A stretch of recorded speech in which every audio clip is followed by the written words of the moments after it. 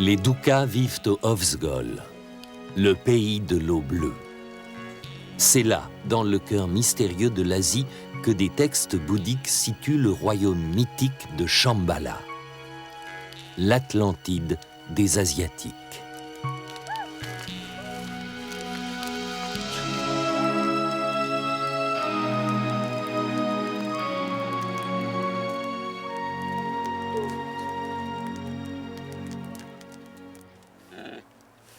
Les Doukas sont des chasseurs nomades.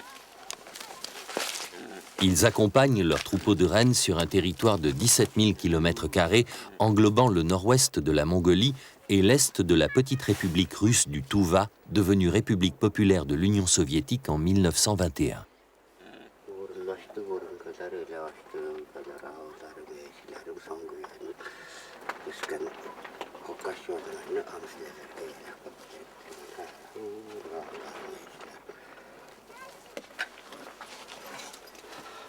Les Doukas entretiennent un lien fusionnel avec ce compagnon de toujours. Domestiqué, le renne est infiniment plus précieux que la viande qu'il pourrait fournir.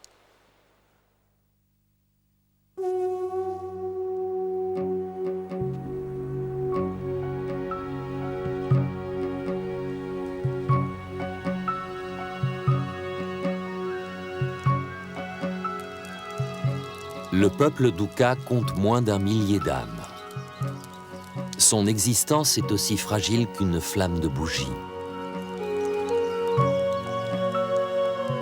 On ne sait presque rien de leur histoire, sinon qu'ils sont peut-être originaires de Turquie, comme le suggère leur dialecte.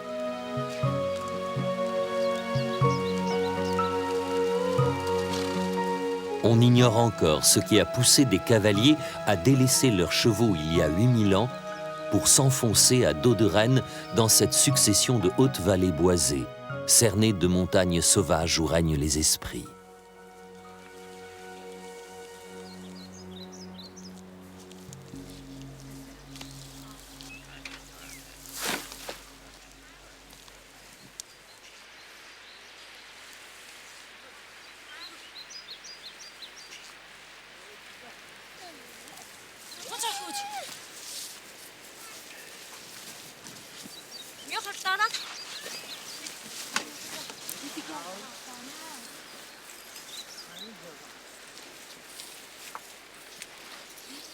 En été, la famille de Tsuyan, l'aîné de tous les Doukas, gagne les pâturages d'altitude.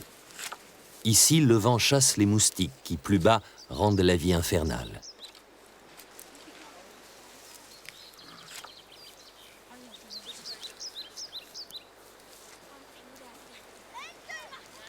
D'autres familles arrivent. Ces retrouvailles sont l'occasion de rencontres qui peut-être se concluront par des mariages.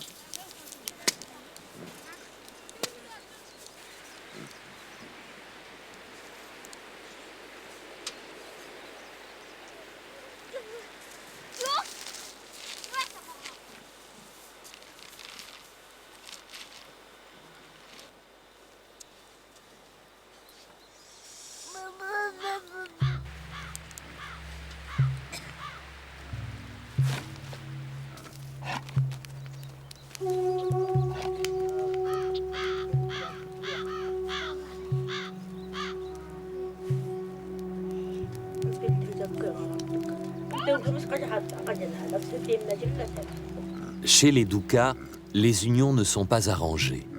Les couples se forment par amour.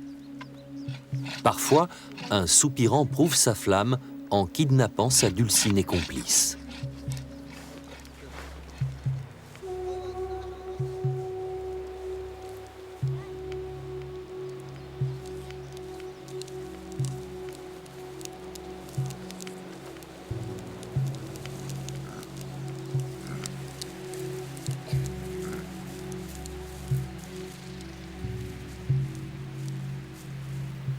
Adam soğuyor.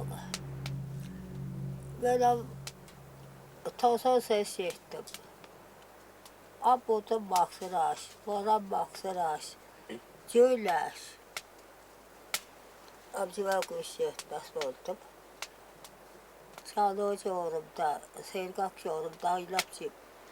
Urumlarım nur kattırdı, kıskırdı. Urumlarım kırdı. Mongol avukatı ulusen avukatı sangat onun botukta hayat. Tak saate ulusen giyişe yavrusu. Tekat bana yavrusu. Tekat terla. Terda terici. Terici lüvülce. Haute d'1,50 m à peine, Tsuyan incarne le génie pétillant et vivace de la forêt. Veuve de plusieurs maris, elle a eu 4 enfants. Un garçon et une fille sont encore de ce monde.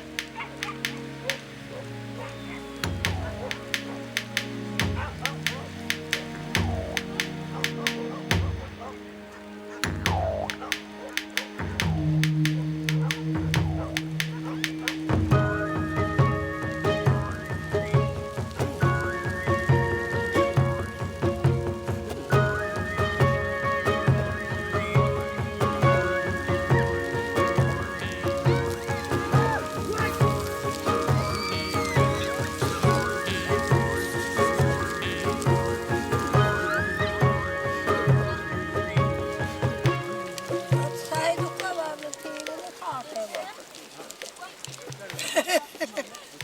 O şeyden sonra komitem böyle tüm. Çoğunur, adaysa çallarım çoğunur. Il y a très longtemps, lorsque les ancêtres étaient réduits à chasser et pêcher à pied, une femme perdit son homme dans la forêt. Ses enfants mouraient de faim. La femme invoqua l'esprit de la nature sauvage. Un esprit lui apparut et appela un renne. L'esprit conseilla à la femme de récolter du sel magique auprès d'un lac. Le renne goûta le sel dans la main de la femme et s'en délecta tant qu'il ne put s'en passer. Il autorisa la femme à grimper sur son dos. Une nouvelle espèce de centaure était née.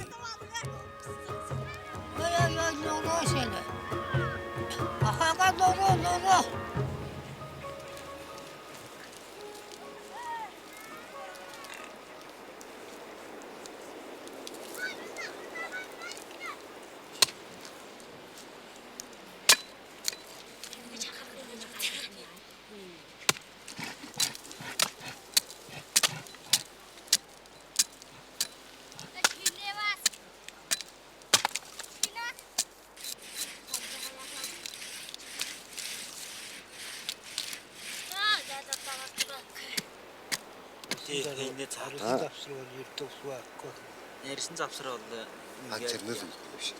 Анцэр араас 2 манд гэж байна. Тийм биш тустай. Анцэрнэр наамаа гар орно юм гэж. нэрсэн завсрал ингээд яах тэр гэж байна. Харин тийм араас бол юунд араас сул өгөө гэж. Тэг байна. Анцэрнэр наамаа гоёс юу зөвхөн араасаа гэхгүй. Зөвхөн араасаа. Ингэж яарч байгаа. Энэний гоё одоо тэгж мессеж асуулаа.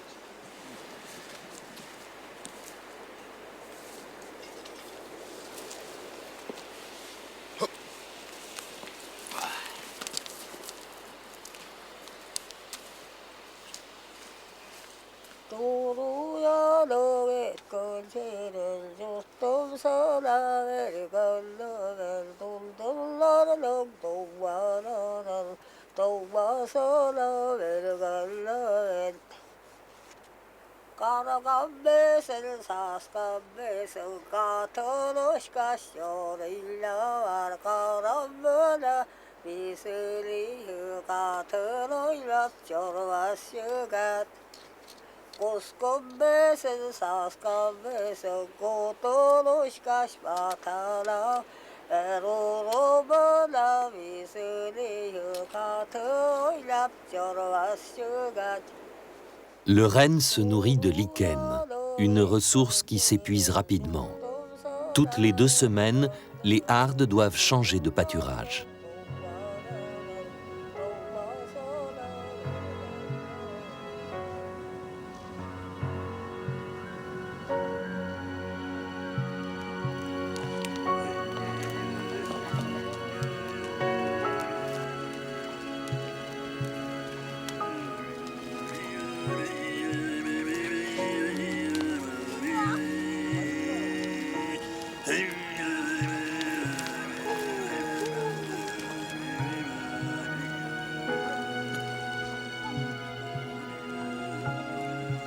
Les reines entraînent les doukas sur des pistes qui n'ont guère varié depuis l'âge du bronze.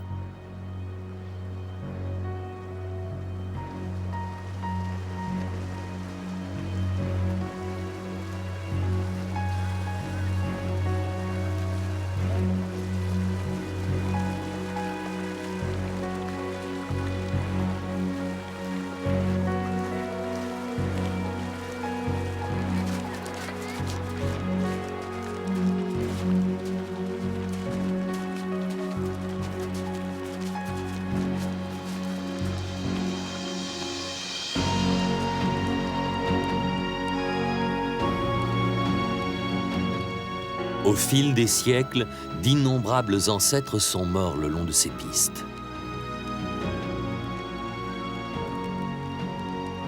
Leurs âmes immortelles accompagnent les vivants. Ainsi, les reines et les doukas vivent indissolublement liés dans un temps circulaire, où le passé se mêle constamment au présent. Les doukas ne sont jamais seuls. Les ancêtres de l'autre monde les accompagnent pas à pas. Les doukas savent que le moment venu, ils rejoindront un monde peuplé de parents, d'amis et de reines, sans lesquels il leur serait impossible d'habiter ce pays impénétrable et magnifique.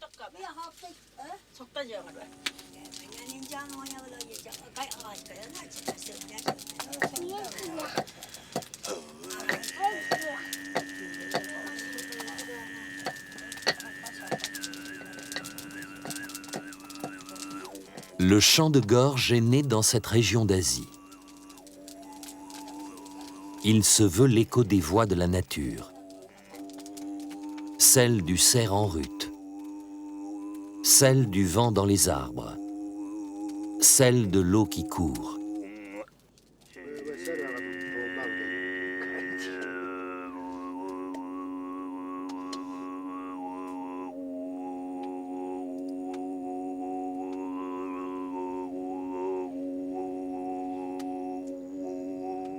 Les doukas chantent pour apaiser les esprits de la forêt, pour calmer les enfants ou pour méditer.